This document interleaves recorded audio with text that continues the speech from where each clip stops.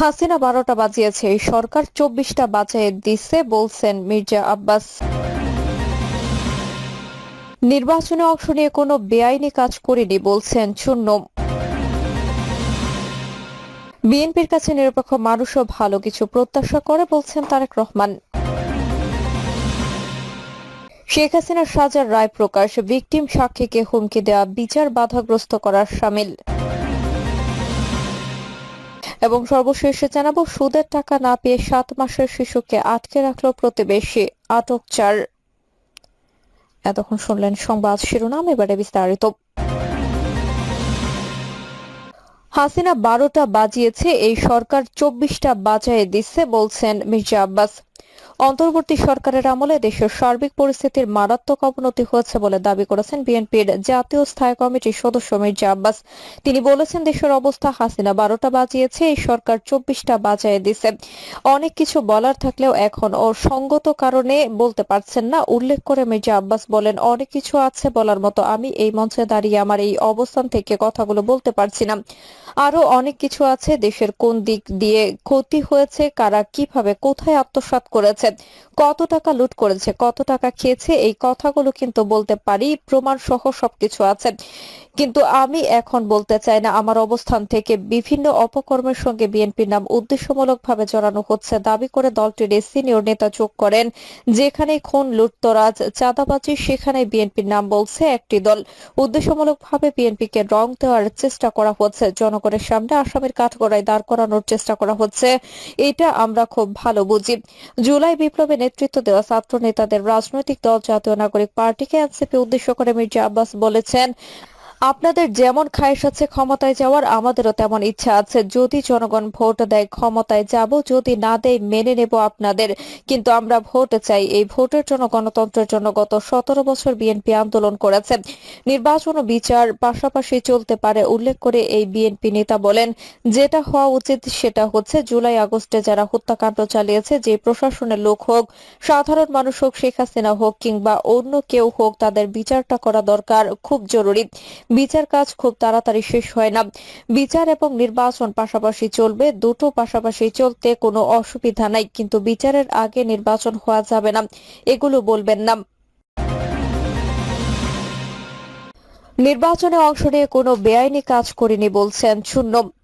আওয়ামী লীগের আমলে অবৈধ নির্বাচনে অংশ নিয়ে দেশবাসীর কাছে ক্ষমা চাইলেন জাতীয় পার্টির মহাসচিব একাংশ মুজিবুল হক চুন্নু। তিনি বলেছেন, আমরা দলীয়ভাবে নির্বাচনে অংশগ্রহণ করে কোনো বেআইনি কাজ করিনি। যদি নৈতিকভাবে কোনো ভুল হয়ে থাকে, কোনো ভ্রান্তি হয়ে থাকে, তাহলে এই কাউন্সিলে দাঁড়িয়ে জাতীয় পার্টির পক্ষ থেকে দেশবাসীর কাছে আমরা নিঃশর্ত ক্ষমা চাই।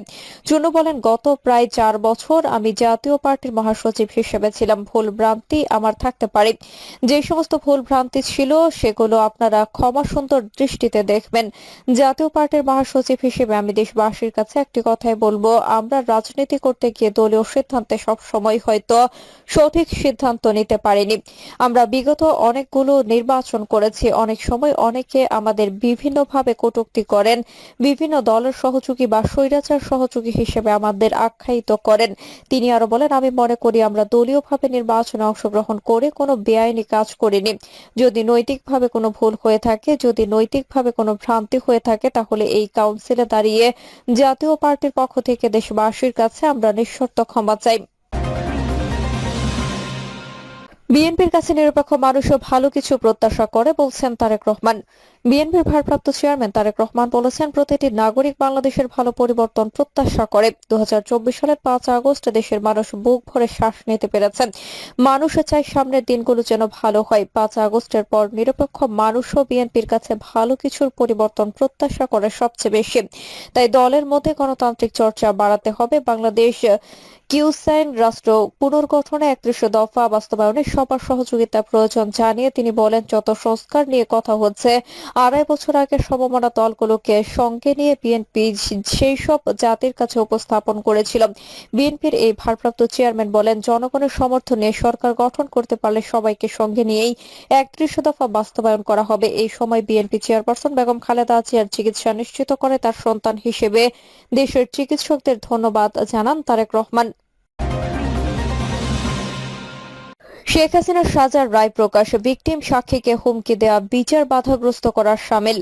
ভিকটিম সাক্ষী ও তদন্ত কর্মকর্তাদের হুমকি দেয়া বিচার বাধাগ্রস্ত করার শামিল বলে পর্যবেক্ষণ দিয়েছেন আন্তর্জাতিক অপরাধ ট্রাইব্যুনাল। আদালত অবমাননায় শেখ হাসিনা 6 মাসের সাজার পূর্ণাঙ্গ রায় এই পর্যবেক্ষণে এসেছে।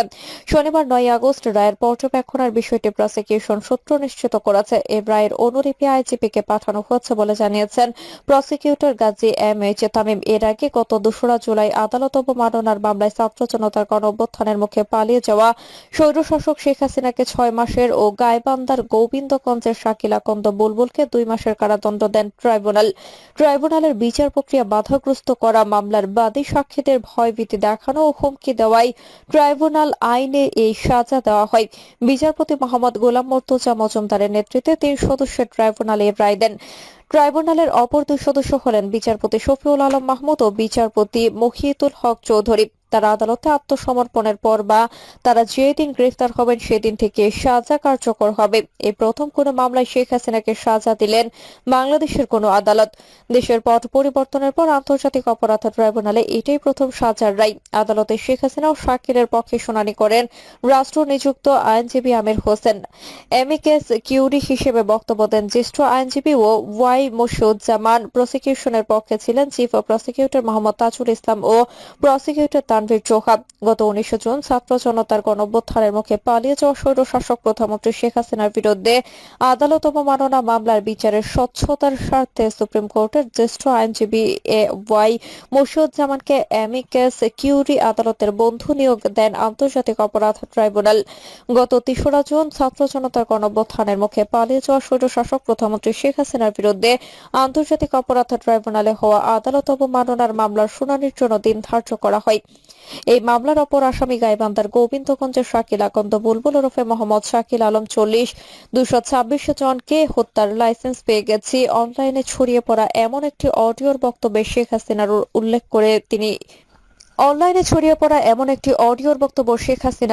করে তিনি সহ 2 জনের বিরুদ্ধে আদালত অবমাননার অভিযোগ আনেন ট্রাইব্যুনালের চিফ প্রসিকিউটর মোহাম্মদ তাজুল ইসলাম।